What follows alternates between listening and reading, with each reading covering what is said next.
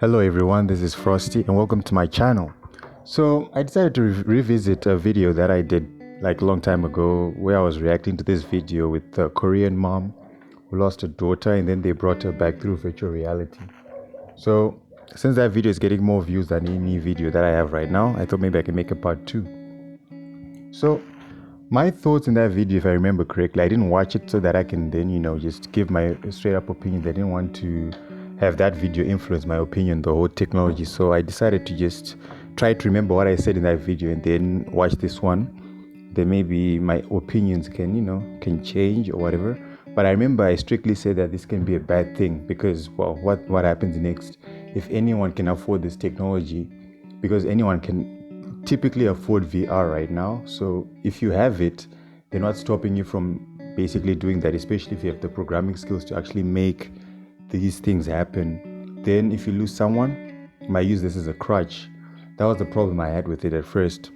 But then it turns out that there's another man, at least this time it's a man, and he lost his wife and they brought her back through virtual reality. And yeah, let's look at the video and see what happened.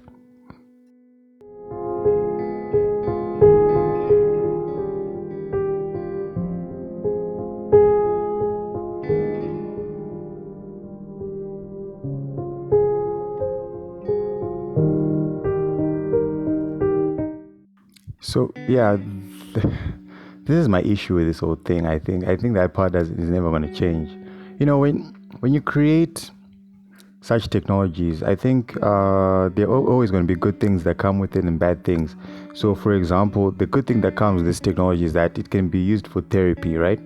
So I remember watching a video a while back about lucid dreaming, and the guy was talking about the benefits of lucid dreaming. They were saying that lucid dreaming can help you practice things and all that. And another thing that they mentioned was that you can use it to let go of loved ones. So then you can manifest them in your dream and then maybe find ways to let go. So maybe this is another form of that. And I would agree if that was the case. But then again, like I said previously, if you have technology and you can afford it and you can afford for someone to make it for you or you can make it yourself, what's stopping you from using it as a crutch? So I'm not saying that they should ban it or remove it or whatever. No, they shouldn't. I think they should basically put in warnings, well, do not use this as a crutch, because if this guy could afford this or if this guy had this in his house, what's stopping him from not moving on anymore and just going back to the VR machine and spending time with his wife? Well, at least his virtual reality version of his wife. So that's one thing that I always wondered what would happen.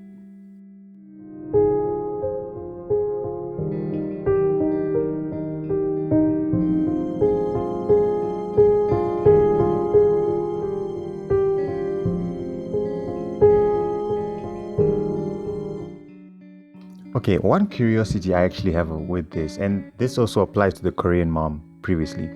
So are these things scripted, or it was said in the previous video that I did a long time ago, but I'm wondering that is this scripted, or it's one of those where there's another person in the room and they're basically reacting or acting in accordance to how the person who's actually experiencing this is doing it. So for example, maybe there's another person in another room and they are acting or reacting to the man. So that could be a possibility. I'm just curious. I don't know. Maybe we can see that later on. You can go check the video out by yourself and maybe you can answer that question if you have it as well. But yeah, that's just one curiosity that I have with this. You never know. Maybe this artificial intelligence is so intelligent that, well, they don't have to script it as much. It can be as dynamic as possible. You never know. But yeah, that's one question that I had.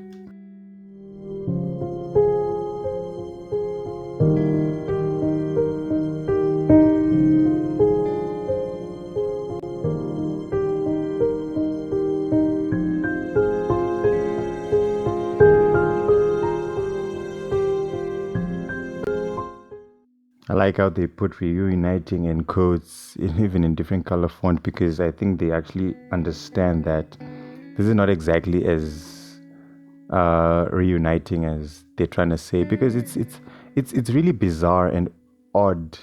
I mean, I remember in the last video they actually talked about how like they could use this to bring back departed musicians. They used Michael Jackson as an example, and I don't know, maybe maybe it might bring something, but that's just bizarre. I can't imagine. I'm trying to think of the loved ones that I've lost and seeing them again in the VR. Maybe it's just me, but I think it's just one of those where maybe I got a chance to, to see them before they actually succumb to their mortality. But still, I don't know, it just feels bizarre. Even if you missed the opportunity to say goodbye to someone you care about and they just die, then you want to see them again and then see them like this. I think you knowing that they're dead and then you dealing with this, I think it's bizarre. I don't know, maybe it's just me, maybe I'm just superstitious.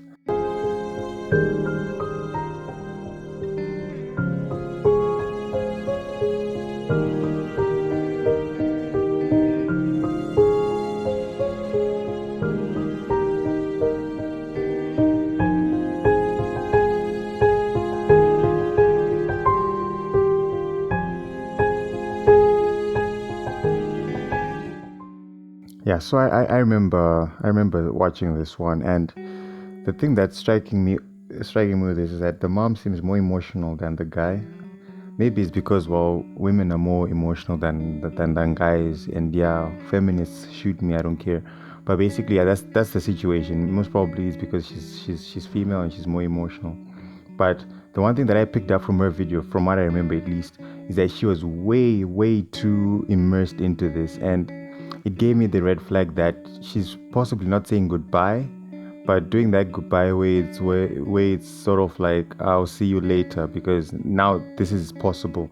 What's stopping this from happening again, except the documentary show or something basically say that, oh nah, you can't do it again, that was just a one-time thing. And then how do you say no to a woman like this? Imagine she comes back, then she's like, I want to see her again. Of course they can say no, they just care about money, but I imagine just saying no to a person. Like, imagine the person who has to break the news and say, no, we can't do that, that was a one-time thing. Then she starts crying, and then, or maybe he starts crying if it's the guy who goes back. Like, this is something that's very bizarre, and like I said, I think this is something that they need to really think about thoroughly and actually make a proper decision, because whoa, yeah, just imagine, it's so bizarre, and it's got this addictive vibes to it. I don't know. Yeah, well, this is Frosty, keeping it cool and honest. I just find this bizarre. But well, yeah, like I said, there might be benefits, but let's continue and see the last few seconds of the video.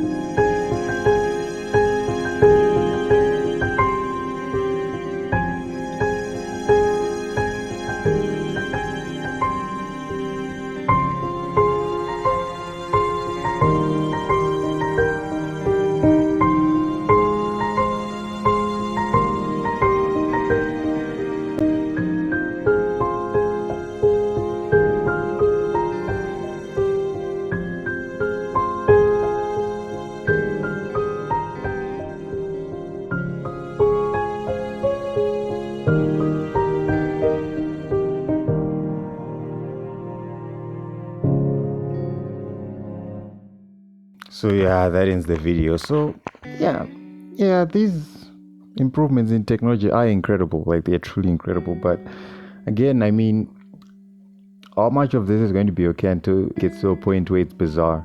I'm not trying to say they should ban it. This is new technology, obviously. They can use it for good. For example, I said therapy. They can use it for therapy and all that. Letting go, helping people letting go.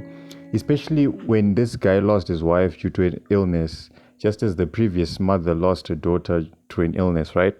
And it makes sense, it does, to use this as therapy. But then again, the moment that you start affording, like, if this is made public, like a public product, and even like VR exists right now, you can buy it and you can actually make applications on your own if you want to.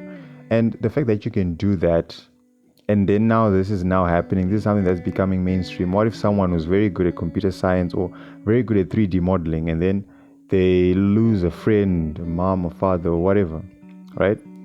Then they decide to, well, if that's the case, I can just like model my friend to a T, and then they model them to the point where it's almost identical, right? And then they fire up the VR, they animate everything they need to animate, they do everything that they need to do, and then they're doing this every other day, right? Whenever they feel lonely, they're no longer moving on. Like, for example, if you lose a friend, if you only had one friend, for example, the stuff that we see in these depressing movies where the character has only one friend and that friend dies, then in real life, now let's move on to real life. In real life, what's usually expected is you to mourn your friend and move on, and then make new friends. But with this, if he has the access to this, he could spend like something like 8 months fixing the stuff up, getting it ready, right? He's not spending time with anyone. He just goes to school, comes back home, starts doing whatever he's doing, or if he's old enough, he goes to work and back. Then after that, when he's done fixing it up, at first he might have the idea that, well, I'm doing this just to say goodbye, right? And then they do it the first time, they can't say goodbye. It's way too emotional. They come back the next day, it's way too emotional again. Then until they become numb to the bizarreness of it. I don't know if that's a real word, bizarreness, but they become a little bit numb to the bizarre nature of this. Then they keep on doing it and keep on doing it, and then they end up just becoming friends with a virtual reality version of their dead friend. Like I said, me just saying it feels bizarre. So yeah, those are my thoughts on this. I just thought maybe I could make a part 2. And well, if I see another version of this, I might do a video on it. I just decided to make a video, for the views and to grow. So if you like this, you can like the video, and you can also comment your thoughts. What do you think? Do you think this is bizarre and it needs to be stopped? Or do you think that there's value to this and people can actually be helped with this? If that's the case, then yeah, we can discuss that in the comments. Maybe you can change my mind. So this is Frosty, and I'm out.